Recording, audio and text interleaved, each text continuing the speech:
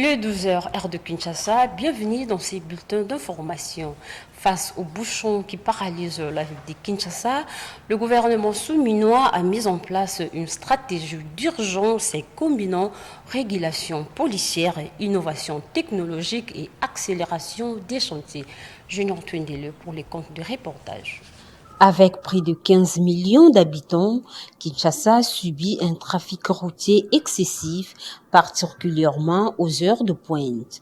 Ces bouchons, qui impactent négativement tous les secteurs de la vie économique et sociale, ont conduit le gouvernement à adopter une approche urgente et durable. Celle-ci inclut la réhabilitation, la construction et l'embellissement des routes, ainsi que l'actualisation de la signalisation avec des évolutions visant à renforcer la sécurité des usagers. En outre, la Commission nationale de prévention routière est chargée de mener parallèlement des campagnes de sensibilisation au respect du code de la route. Les premières initiatives portent leurs fruits.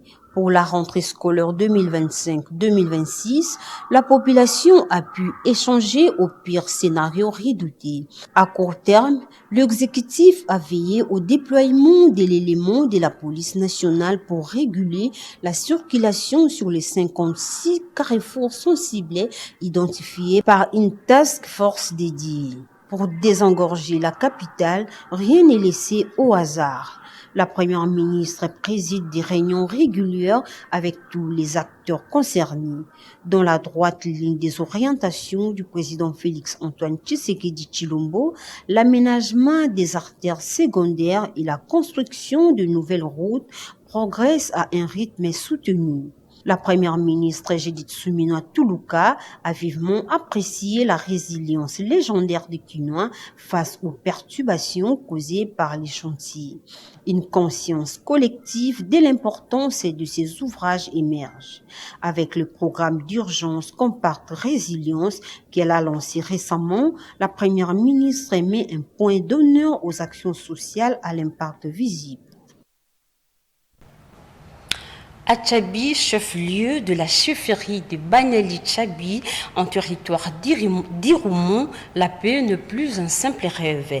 Elle est une réalité vécue, considérée chaque jour par le vaillant militaire de FARDC. Constat fait jeudi par le gouverneur militaire lors d'une mission officielle accompagnée de la représentante adjointe de la MONUSCO. En présence de la notabilité locale, l'autorité provinciale a inauguré le bureau de la police et le centre de santé de Tchabi. Naomi Katako pour le compte de reportage. Du gouverneur militaire de l'Ituri à Tchabi et Boga, accompagné de la responsable numéro 2 de la mission des Nations Unies au Congo MONUSCO. Ses honneurs militaires d'abord. Les habitants n'ont pas manqué à manifester aussi leur joie. Les chefs de la chefferie de Bahema Boga et Bahema Tchabi ont relevé les défis majeurs auxquels ils font face, dont la sécurité, les routes et la communication. Le numéro 1 de l'Ituri a répondu aux desiderata des représentants de ces entités. La présence de l'État. Il y a 2 ans, nous sommes arrivés ici, il n'y avait aucun bâtiment pour, n'est-ce pas, la police. Ce bâtiment ici avait été incendié. Pour le moment, ensemble, nous avions promis à cette population qu'on allait ne fût-ce que leur amener quelques services de base. Ils doivent vivre dans une parfaite cohésion. Vous savez, cet ennemi qui vient déranger ici, ce n'est pas un ennemi qui vient de loin. C'est un ennemi qui part des populations ici, qui va en brousse, qui prend les armes et qui revient. Et donc j'ai demandé à cette population de vivre en paix, de s'entendre.